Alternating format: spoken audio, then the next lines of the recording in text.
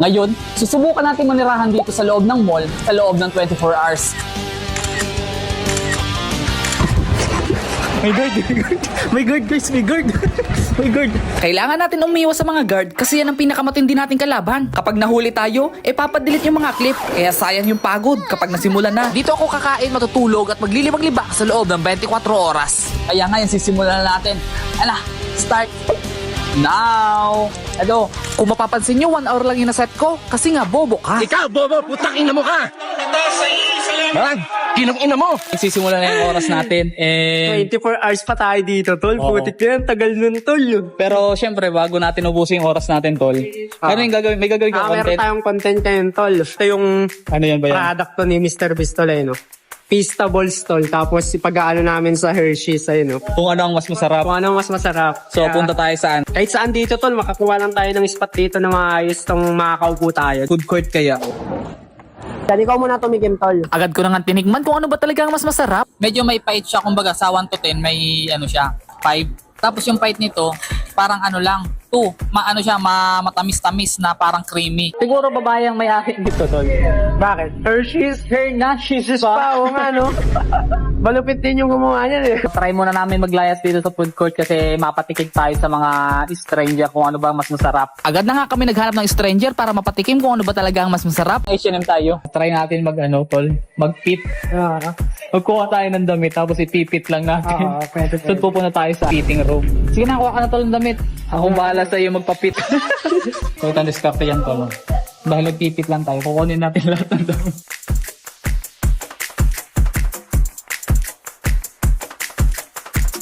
Bibili natin ito lahat.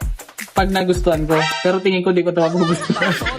Pwede bang mangarana sa isang talagang ubod ng ganda tita? Ako na bahala, di ka mga ngamba di ba? Aalagaan sobra, ganda pabihira malaman ni ka, mahika, di ba sa nakikita? Pilipina, malamang Clara, pila-pila, ilabas sa EDSA. Gusto kang maging aking liligawan, dadalawin. Okay, ito. Damit ko na pala ito. Soli na natin ito. Di ko nagustuhan lahat. Ito maganda to kaso malaki sa akin. Hindi ako nagpo-polo shirt pero nabitan ko to. Kaso 1,000 eh. Ano kaya? Bilhin natin to. 999 oh. Yung 1,000 piso na lang yung sukli. Bibilhin na yan. Huwag na. Ipang ano ko na lang yan tol. Sini. 9:30 pala yung pinakasagad. Makakakain pa tayo. 9:30. Okay po. Thank you po. My God. Parado na yung mall, nandito pa tayo and kakain muna tayo. My God, tol sa likod. 2 One Piece yung binili ko. Alam mo bang mas makakatipid ka sa 2 one piece kaysa sa 2 piece? 169, 2 piece chicken, 1 rice, 1 drinks, 285, 170. Pero 2 piece, 2 rice, 2 drinks. Kaya kapag gusto niya ng 2 piece, mag 2 One Piece na lang kayo. 2 kanin. O sige na, kakain muna ako dito at magpapakabusog. May natirang 1 kanin. Ibibigay natin sa ibang tao. Ito yung naisipang kong bigyan kasi kakarating lang nila. Kasi yung ibang table patapos na. So, nandito kami sa waiting area ng sine. Hihintay lang namin mag 9:30. 19 hours and 52 minutes. Kung siya matagal pa to. Makaka-stay kaya ako sa loob nito. Sa akin, tol, oo, kung malakas yung loob mo, isa lang ang mapapayo ko sa'yo. Kung gagawin mo yun, huwag kang magpapahuli, tol. Yari ka talaga. Okay, tsaka tol, kung hindi man ako mahuli, kung sakaling mag-boom itong video na to, hahanapin pa rin ako nila. Alam ko kaya mo yan. Ako ay uuwi na kasi hinahanap na ako ng aking asawa. Pag-alis nga niyang Kidoy, agad na nga akong pumasok sa loob ng sine kasi magsisimula na rin. 9:30 na. So, magsisimula na yung sine natin. Kukunti lang yung tao dito ngayon. And, bawal mag-video dito yan. Nagsisimula na. Nagdilim na.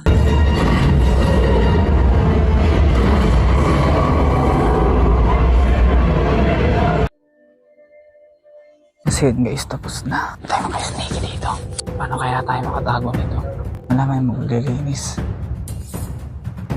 CR pa ako. Na ako. Guys, ako na nandito ngayon sa CR ng cinema. Nag-guide ako nakasalubong sa may sinehan. Naisipan ko muna magtago dito sa loob ng CR. Nandito ngayon tayo sa CR. Nandito. May guard. Bigla nga may pumasok na guard at nung paglabas niya, naglabas na rin ako kasi kinakabahan ako. Makalusot kaya tayo guys. Kinakabahan ako. Sa pagtatago ko dito sa CR ay biglang bumalik yung guard. Uy, may 20 oh. May 20. Swerte. Alam nyo ba sa mga oras na to may nagbubukas ng pinto? Pinapakiramdaman ko kung sino yung bubukas.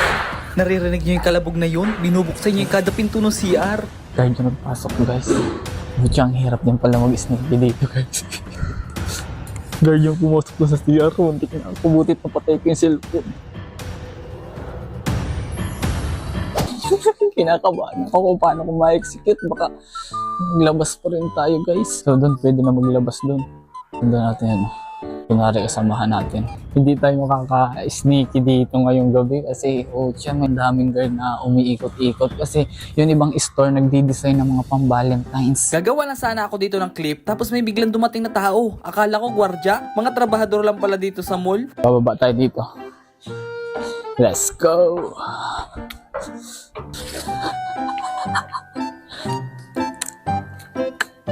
Dito may nagpapatugtog dito, exit na kasi ito mana mo. Diba exit na dito? Dahil may narinig ako nagpapatugtog, tinignan ko nga kung ano yun, kung sino. Siya may guard nagkakain. So dito muna tayo. CR. Palipas ng oras tayo dito sa may CR. Kung nag-sneaky pala ako sa may CR, eh hindi na ako makakalabas kasi sinasaraduhan nila ng roll-up. Dito na tayo malapit na tayo sa exitan. Kapag nasita na tayo, saka tayo sabihin, ay paalis din po. Nakakakaba po yan. Susubukan ko maupo dito sa ilalim ng escalator, pero pagpunta ko, may nakita agad akong guard. May guard. Kaya naman agad akong umalis kasi baka tayo makita. Pucha, kinakabahan ako guys. Labas na tayo. Talagang kakabahan ka kasi pwede tayong makulong ng 1 month to 6 months. Sara, saan po yung exit? Sabi niya sa akin, doon pa daw sa unahan. So, malayo pa pala yung exitan. Kala ko yun na yung exitan.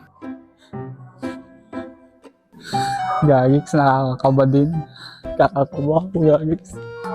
Itong diretsyo na to, nasa harap tayo ng escalator. Tapos yung escalator, sa likod doon kumakain yung tinanong natin na na guard. Kapag nakakita ako ng tao, kinakabahan ako. Pero yung mga taong iba na nagtatrabaho lang yun dito, guys. Naupo lang ako dito na saglit, ay may nakita akong taong palapit sa akin. May tao kasi doon kanina, guys.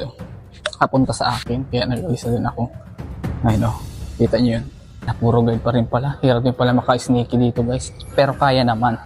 Kaso, syempre di lang kaya ng load natin. Nilapitan ko na nga tong 3 guard na to at tinanong ko kung saan yung exit. Hindi mahigpit yung mga guard dito. Kaya naman mag-stay talaga sa loob. So, kailangan lang talaga ng lakas ng loob. Wag nyo itong gagayahin guys kasi may kaso talaga to. Nagpalipas muna ako dito ng kunting minuto at may naisip akong kalukuhan. Nagbalik tayo dito sa part na nilabasan natin kanina. Lalakasan ko yung loob ko. May gagawin tayong technique. Dito hindi ko akalain na magpuputol-putol yung video. Ganito ang nangyari niyan. Sabi ko, pwede po bang bumalik sa loob kasi may naiwan na akong gamit. Siguro sir. Dito hindi ko na alam kung anong isasagot ko. Butit may natandaan akong isang store. Sabi ko sa manap. Hindi nakapasok tayo na. Siyempre acting tayo na kunwari totoo. Nagtakbo-takbo ako na parang nagmamadali. Tapos may nagsita sa ating isang guard. May kukunin lang po. May nalimutan po. Nagpaalam na po ako doon. Hindi ko na pinahaba yung explanation ko para kunwari nagmamadali talaga. Kunwari, hanap-hanap tayo. Konting minuto lang. Ang mahalaga, nakapasok pa rin tayo. Sa pagkukunwari ko dito, may nakita akong tao. Siyempre, basta tao, kinakabahan ako. Siyempre, pinalampas ko muna yung tao bago ako ng kengkoy-kengkoy. Pucha, may guide. May guide. Okay na yun, okay na yun. Okay, tempo. Muntik na. Gagiks guys, solid experience yung guys, kinabahan ako. Diba sabi ko, sir, pwede pong ba magbalik, may kukunin lang po kami na iwan. So pagbalik ko, tinanong ako nung isa, yung paglabas ko, ano nawawala sa iyo? Sabi ko, ATM, buti na lang yung ATM ko, nasa bulsa ko guys. Sabi ko, eto po, sabi niya sa akin, buti nakakuha mo pa. Gagiks, kinabahan ako talaga doon, kaya pinatay ko bigla yung video, baka sabihin nagbibideo ako.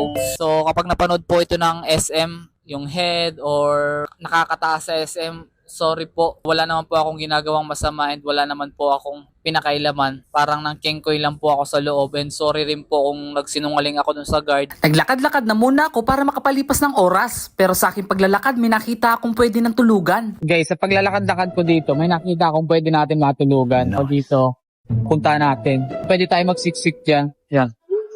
Magsiksik tayo dyan. Nandito na tayo sa loob and sobrang dilim. Nagpa-flash ako. Baka lang tayo makita, guys.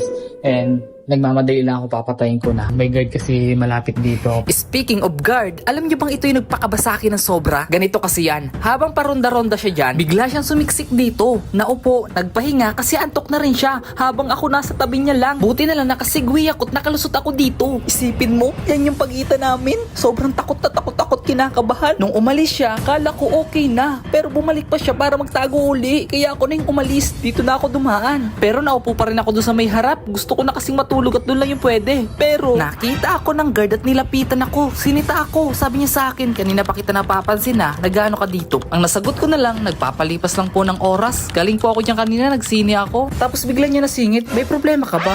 Nireplyan ko nang, matutulungan niyo ba ako? Sabay biro niyang, huwag lang pinansyal. Kahit hindi ako nagsasabi ng problema ko, nag-advise siya sa akin tungkol sa babae. Nakakala niya naglayas ako't nag-away kami ng partner ko. Hanggang humaba na yung usapan namin, abot buhay-buhay, trabaho, pamilya. Biruin mo, nagsimula kami mag-usap 148, tapos natapos kami 350. Naka-duty na yung kausap natin na guard, so hindi ko na nabidyohan. Solid yung kwentuhan namin. Lagi niya sinasabi sa akin na umuwi na daw ako, manuyo na para magkabati na daw kami. Pero hindi ako umuwi kasi nag-vlog ako. Then guys, tagalmusal muna tayo dito. Kain muna tayo. Putsang init. Pagkatapos ko ang kumain ay nagpalipas muna ako ng oras dito kasi tinatamad na ako maglibot-libot, antok na ako. Ngayon is bibili tayo ng potato corner. Nagpabili yung ating madam. Matagal-tagal na hintayan din yun. Pagkalipas na 5 minuto, nakuha ko rin agad. Ang bilis lang. Dati kasi kapag nagbibili ako dun, tagal-tagal, dami, haba ng pila. Ngayon, maaga pa kasi. Next naman dito sa Manam, yung mango float. Parang kagabi lang, galing ako dito. Ito yung CR na pinasok ko nung gabi dito. Diyan ako nagtambay. And yan. Heto yung roll up na sinasabi ko sa inyo. Pero wait lang ha, ihimo na ako. Pagkakuha ko ng takeout ay umuwi na rin ako. Di na ako makapag-video ng maayos kasi may mga hawak na ako eh. Naka 20 hours lang tayo. Wala pa ako tulog.